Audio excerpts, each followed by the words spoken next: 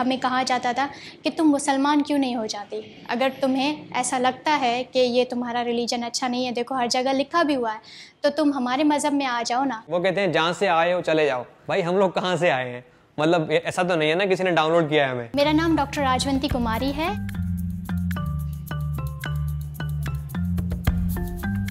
मेरे अपने ही भांजे ने मतलब स्कूल में उसको पढ़ाया गया कि काफिर का मतलब बुतों की पूजा करने वाला। तो जब वो घर आया और अपने अब्बू से पूछा कि अब्बू हम काफिर हैं, वो बच्चे जो हिस्ट्री को ये किताब लेके इस किताब को एज ए हिस्ट्री बुक मानते हैं, उनको लगता है कि पाकिस्तान की जो पूरी हिस्ट्री है ये किताब है। मेरे पास मुताला पाकिस्तान बुक है और ये 11वीं और 12वीं जमात के लिए है। पेज नंबर 33 पे ये लिखा हुआ है, इंसानियत दुश्मन हिंदुओं और सिखों ने हज़ारों बल्कि लाखों औरतों, बच्चों, बूढ़ों और जवानों की इंतहाई बेदर्दगी और संगदिली से कत्ल किया और बेआबरू किया। मतलब ये क्या बताने की कोशिश कर रहे हैं इस किताब के अंदर? इंसानियत दुश्मन हिंदू और सिख, मतलब इनकी नज़र में ये पहले ही बना हुआ है कि हिंदू और सिख जो होते हैं वो इंसानियत दुश्मन होते हैं। इसी बुक के पेज नंबर 2 पे यहाँ पर लिखा हुआ, तंग नजरी ने हिंदू समाज को मफलूज कर रखा था। औरत को फर्वतर मकाम दिया गया था, यानी कि इन्फीरियर। क्या लिख रहे हैं ये? हमारे हिंदू मज़हब में औरतों को इतने हकूक़ हासिल हैं, शायद ही कहीं हासिल हो। हम 5 बहनें हैं, तो हमारी फैमिली में ऐसा कभी नहीं हुआ। इवन इतनी इज्जत और इतनी रिस्पेक्ट दी जाती थी शुरू से। जो कपड़े मेरे लिए आते थे बहनों के लिए भी वैसे ही सेम शॉपिंग होती थी। जो खाना मेरे लिए आता था, उनके जो खिलौने मेरे लिए आते थे, बहनों के लिए भी वही चीज़ें आती थी। कभी फ़र्क हमने देखा ही नहीं। हिंदू मज़हब में अगर आप देखें तो देवियों की तो पूजा की जाती है। बेटियों को मतलब ऐसे कि घर की लक्ष्मी कहा जाता है कि वो बरकत होती है घर की। लिखा था जिन्होंने, उनके हाथ नहीं कांपे। मुझे लगता है कि उन्होंने बहुत नाइंसाफी की है। ये जो चीज़ लिखी हुई है ये तो बिल्कुल उलट है। ये जो वीडियो भी आपने देखा, ये वीडियो हाल ही में बीबीसी में दिखाया गया है। इसमें कुछ पाकिस्तान के हिंदू बच्चे पाकिस्तान की शिक्षा नीति, हिंदुओं और सिखों के प्रति कैसी घिनौनी शिक्षा वहाँ पर दी जा रही है उस पर सवाल उठा रहे हैं। नमस्कार दोस्तों, आप देखना शुरू कर चुके हैं रंग दे बसंती और आज हम पाकिस्तान की शिक्षा नीति, जिसमें बासे बंदूक और जीम से जिहाद सिखाया जा रहा है, उसका पूरा विश्लेषण करेंगे। आप अंदाज़ा नहीं लगा सकते कि पाकिस्तानी स्कूलों में किस तरह से कट्टरपंथी अध्यापक बच्चों के मन में नफरत भर रहे हैं। इसका एक उदाहरण पिछले दिनों सोशल मीडिया में वायरल हो रहे एक वीडियो में देखा जा सकता है। इस वीडियो में दिखाई पड़ रहा है कि एक पाकिस्तानी टीचर बच्चों को जहरीली शिक्षा दे रहा है और उन्हें हिंदुओं, सिखों और भारत के खिलाफ जिहाद के लिए उकसा रहा है। यही नहीं, कट्टरपंथी टीचर ये भी कहता है कि अगर कोई पैगंबर की आलोचना करे तो उसकी हत्या कर दो। याद करें हदीस मुबारक है सरकार के हदीस है कि ये मन सब्बा नबीयन फक्तुलूहु, मन सब्बा नबीयन उसी का नाम फक्तुलूहु, मन सब्बा नबीयन। अब ये बच्चे ये सब बकवास पढ़कर क्या बनते हैं और हम भारतीयों को क्या संदेश देते हैं वो भी सुन लीजिए। इंडियन आर्मी को हम गलियां साफ करने में लगा देंगे और मैं अब्बू से कहूंगी कि गोवा के साइड पर एक बड़ा सा घर ले लें। मुझे हिंदी जबान लिखनी नहीं आती, अब सिर्फ उर्दू चलेगी। हाँ, कितना मजा आएगा जब हम रेली गेट पर गाय के कबाब खाएंगे। ताजमहल पर जश्न तकमील पाकिस्तान मनाएंगे। फतह के बाद 2020 की छुट्टियों में मैं शिमला जाऊंगी। हम जब आएंगे ना तो पूरे मुल्क में बाथरूम बना के देंगे। अब हिंद बनेगा पाकिस्तान। इनमें इन बच्चों की कोई गलती नहीं है। दरअसल इस्लाम के नाम पर भारत से अलग होकर बने पाकिस्तान के इतिहास में न तो हड़प्पा और मोहनजोदड़ो की सच्चाई है, न उसमें सम्राट अशोक, न चंद्रगुप्त, न उसमें महाभारत काल और बौद्ध धर्म के उदय की बात।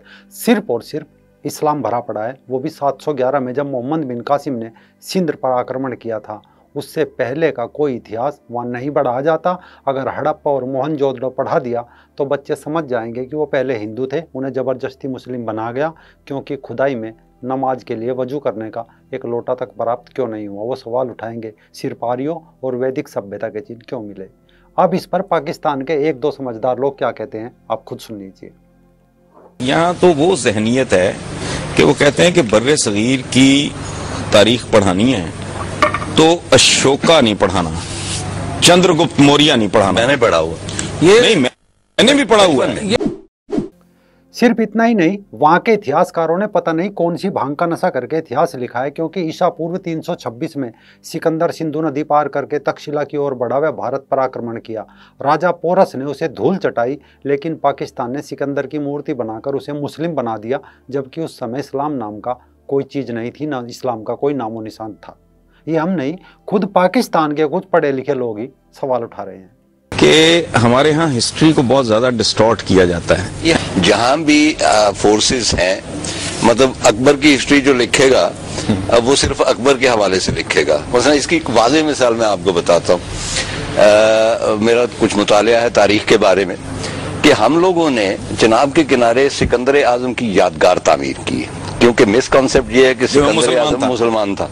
बिल्कुल ठीक। और पोरस जो कि हिंदू था, अब वो हिंदू के सिवा और कुछ हो नहीं सकता था, इस्लाम तो आया नहीं था। ये तय है कि उसको शिकस्त हुई, सिकंदर को वहां पे फतह हासिल नहीं हुई, लेकिन हिस्टोरियंस उसके थे, इसलिए उन्होंने कहा कि सिकंदर इसलिए वापस चला गया कि सिपा बददिल हो गई थी। भाई वो आया कॉन्कर करने के लिए हिंदुस्तान था, तो पहले ही वो मतलब बददिल हो गई। उसके बाद जब वो वापस गया मुल्तान के करीब, उसको जख्म लगाया और उसी की वजह से बेबीलोन में जाके वो मरा। लेकिन हम तक जो उसको सिकंदर आजम कहा जा रहा है, वो सिर्फ इसलिए कहा जा रहा है कि भाई ग्रीक हिस्टोरियन उसके साथ थे, पूरा बैच था, उन्होंने तो उसकी तौसीफ लिखनी थी। लेकिन ये तुम्हारा पॉइंट ऑफ व्यू बिल्कुल सही है कि डिस्टॉर्शन के हम बादशाह हैं, खासतौर पर तारीख। डिस्टॉर्शन के हम बादशाह हैं, खासतौर पर तारीख।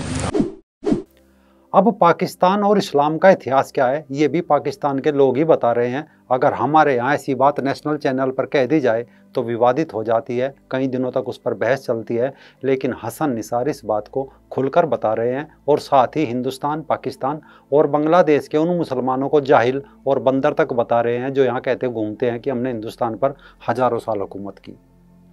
अगर मैं अंदाजा लगाऊं ज़ैद हामिद साहब की बात से तो बिल्कुल ठीक इसलिए है कि हमारी सुल्तनतें थीं, हमारा अरूज था, मुसलमान कहां कहां तक नहीं फैले हुए थे, और ये कोई रेफरेंस पॉइंट नहीं है कि अगर 60 साल में हम नाकाम हुए।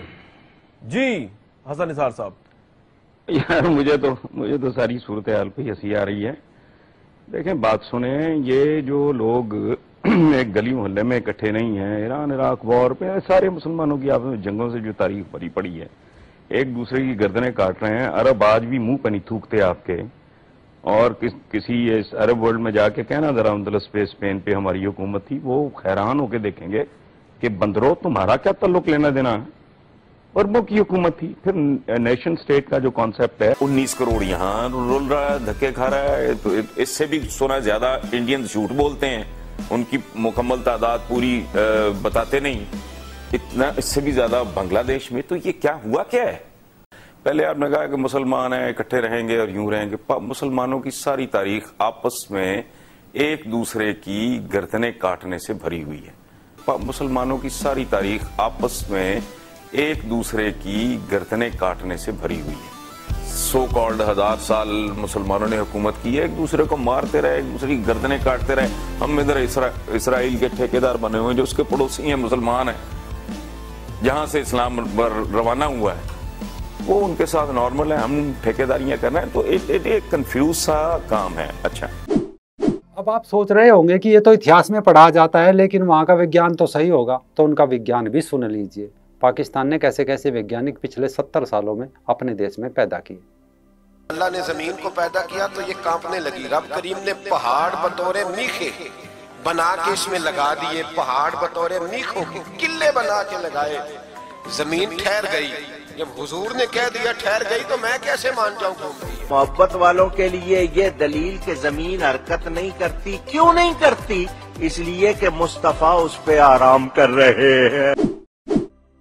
अब विज्ञान के बाद धार्मिक शिक्षा भी सुन लीजिए, कैसे और क्यों किस लालच में पाकिस्तान के युवा और बच्चे आत्मघाती और आतंकवादी बन जाते हैं। आपको मालूम है, हम जब जन्नत में जाएंगे, मैं अपनी तरफ से नहीं बोलता, अल्लाह के रसूल पाक सल्लल्लाहु अलैहि वसल्लम ने फरमाया, हजरत आयशा फरमाती है कि जब हम जन्नत में जाएंगे ना, देखो समझो हम जन्नत में गए तो सामने हूर खड़ी होगी, हूर हूर हूर तो समझते हो ना।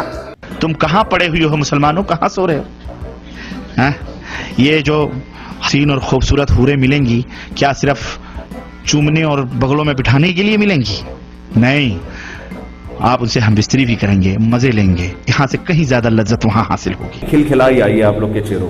अभी देखो, ऐसे पूरा बयान सुनोगे तो बात करने में मजा आएगा। यहाँ का मेकअप तो उतर जाता है, थोड़ी देर के बाद खुद ही उतर जाता है, या मुंह धो नहाओ तो उतर जाता है। लेकिन अल्लाह ने उनका मेकअप किया है, वो कैसे किया है? अल्लाहु अकबर,